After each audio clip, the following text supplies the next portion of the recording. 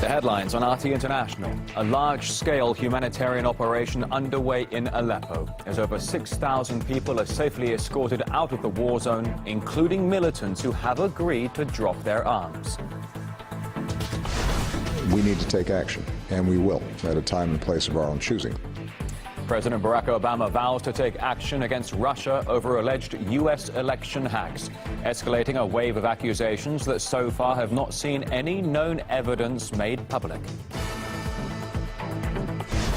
America's Electoral College is under increasing pressure to ditch President-elect Donald Trump and put forward another candidate, as votes are due to be cast on Monday. You have to know who is the owner of the media. So there's no strong media here in Austria owned by the Freedom Party, of course. So of course they are against you. So you have to become stronger step by step. The runner-up in Austria's recent presidential elections tells RT why his campaign failed to get a fair hearing from the mainstream media.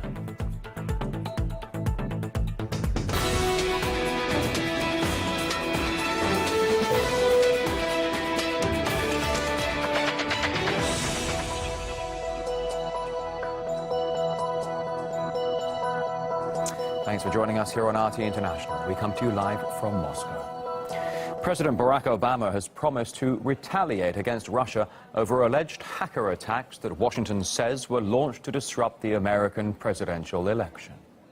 I think there is no doubt that when any foreign government tries to impact the integrity of our elections, that we need to take action, and we will, at a time and place of our own choosing. The threat came in an interview with National Public Radio. However, the president didn't specify when and what kind of action he was going to take. He added that Moscow not only aimed to undermine the election, but also tried to create more problems for Hillary Clinton rather than her rival, Donald Trump. Last week, Obama even ordered a full review into perceived Russian meddling in American elections going back all the way to 2008. And RT's Miguel Francis Santiago looks at how Russia's been turned into now the new #1 cyber threat to America. It started with sensational headlines, and now it spiraled to this. Vladimir Putin was personally involved in the Russian attempt to disrupt the U.S. election. Putin's role was directing the use of the hacked material. So how do you get from a WikiLeaks about the DNC to Putin with a smoking gun? Like this. First, cite anonymous private security experts and unnamed officials. No need to bother with evidence and facts. The man behind the leaks, who has a 10-year record of high-profile leaks, has publicly denied Russian involvement. Even the director of the FBI can be ignored. So who should we actually listen to? Perhaps the main victim of the leaks. There's no doubt now that Russia has used cyber attacks against all kinds of organizations in our country. Her camp backed this message. Russian state actors broke into the DNC, stole these emails. Now that you're convinced Russia's to blame for everything, we can make it official. The U.S. intelligence community is confident that the Russian government directed the recent compromises of emails from U.S. persons and institutions. The recent disclosures of alleged hacked emails are consistent with the methods and motivations of Russian-directed efforts. What efforts exactly? What country's elections has Russia tried to undermine? Again, not a shred of evidence, but they're confident. And then the next step is to give the new boogeyman a face. Enter Putin. But just in case you did want some proper evidence, I do not have an additional intelligence assessment to share from the podium.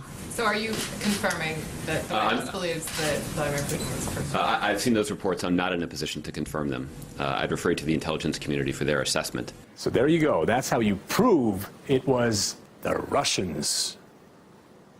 Well, the content of the leaked emails from the Democratic Party has been covered by a number of American media outlets, which the White House claims is because they all came under the far-reaching, powerful influence of the Kremlin.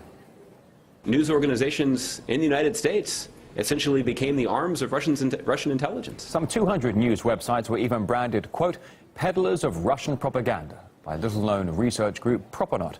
Yet it was cited by the Washington Post in a special article about Moscow's alleged attempt to spread fake news.